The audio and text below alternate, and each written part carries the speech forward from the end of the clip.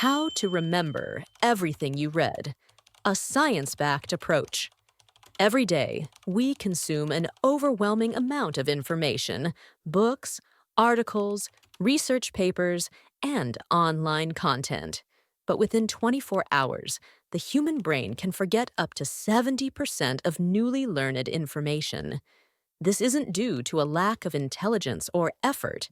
It's simply how our brain is wired. Unless information is reinforced, it gets discarded.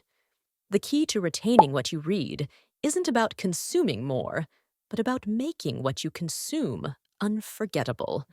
Over the past decade, I've refined a system that works in harmony with how our brain processes and stores knowledge. I used this system to navigate through a rigorous PhD program, handling complex theories, research methodologies, and vast amounts of literature without feeling overwhelmed. What you're about to learn is rooted in cognitive science.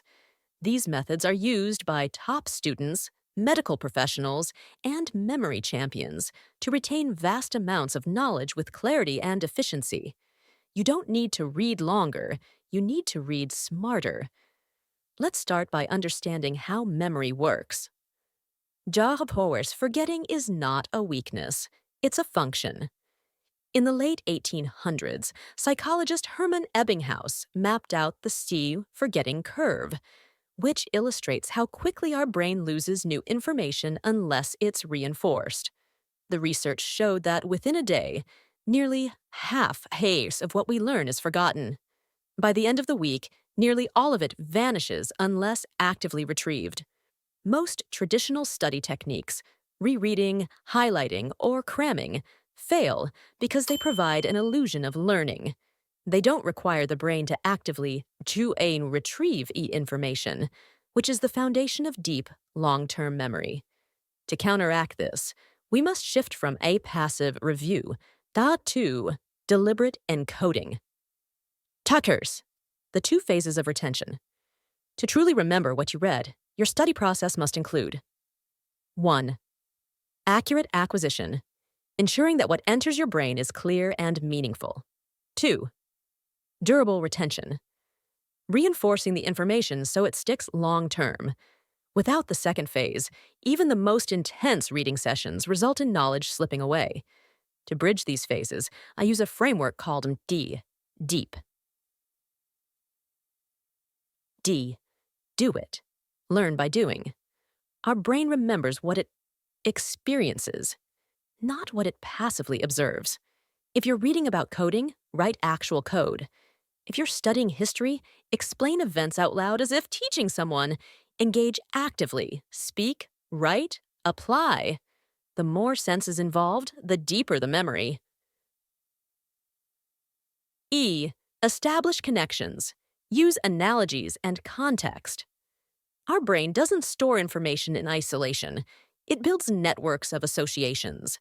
That's why the more links we create between new and old knowledge, the easier recall becomes.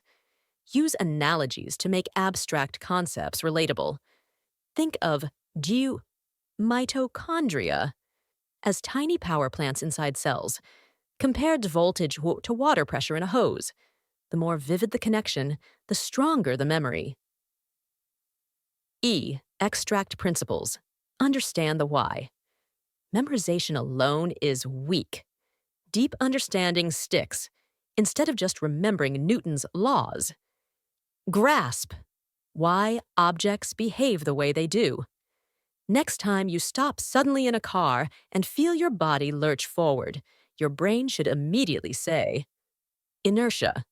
An object in motion stays in motion unless acted upon. Principles create patterns, and patterns are memorable. P. Practice retrieval, active recall, and spaced repetition. Facts like dates, names, and formulas require memorization, but how you memorize them makes all the difference. The two most powerful methods are active recall, testing yourself without looking at notes; spaced repetition, reviewing material at increasing intervals, 1 day, 3 days, 1 week, etc. Apps like Anki and Quizlet automate this, but even simple flashcards or self-quizzing work. Here's how I apply active recall. After reading a chapter, I close the book and summarize it out loud. I create flashcards with questions on one side, answers on the back. I try to teach the concept to someone else, or simulate teaching aloud. I draw mind maps to visualize concepts, then recreate them from memory. Each of these strategies forces the brain to work harder, making the memory stronger. The memory pyramid. Think of memory like a muscle. The more you retrieve, the stronger it becomes. At the bottom of the pyramid is recognition, weak but easy. While at the top is synthesis and teaching, hard but powerful. The more time spent at the top, the deeper the learning. I used to read for hours, only to forget most of it days later. Now, I spend less time reading, but retain far more. This shift not only improved my academic performance, but made learning exciting and deeply fulfilling. If you integrate these principles, learning by doing, building connections, understanding deeply, and actively recalling, you'll transform how you absorb and retain knowledge. Studying will no longer feel like an uphill battle, but a rewarding process of true mastery. I'll be sharing more insights soon on optimizing focus, overcoming procrastination, and mastering exam strategies without burnout. Stay tuned, keep learning, and take control of your knowledge retention today.